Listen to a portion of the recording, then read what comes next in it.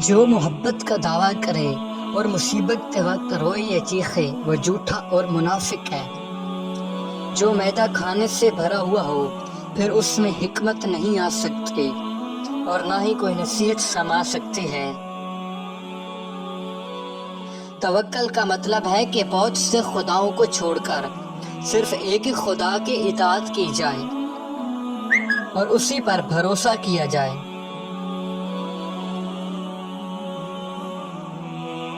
اللہ کسی پر کوئی مصیبت نازل کرے تو اس کو چاہیے کہ صبر کرے، نہ کہ روئے یا چیخے، کیونکہ اس وقت اللہ اپنے بندے کو آزما رہا ہوتا ہے۔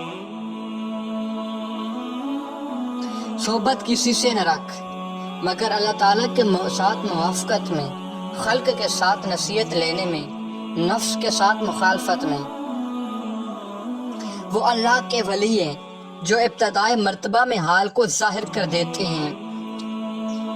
انہیں کامل مت سمجھو بلکہ اصل اللہ کے ولی وہ ہیں جو تمام مراحل طے کرنے کے بعد بھی کسی کے راز کو افشا نہ کریں۔ راہ درویشی چلنا اور بات ہے اور ذخیرہ جمع کرنا اور بات ہے۔ یا درویش بن یا ذخیرہ جمع کر۔ جس نے دنیا کی طرف اپنا رخ کیا تو سمجھ جاؤ اس نے اپنے رب کی طرف پیٹھ پھیر لی۔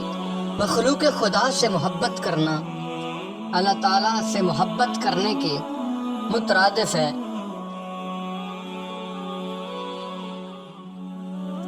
بندے کی سب سے بہتر حالت یہ ہے کہ وہ اللہ کی عبادت میں کوئی کمی نہ چھوڑے اور ہر لمحہ اللہ کی یاد میں مصروف و گم رہے۔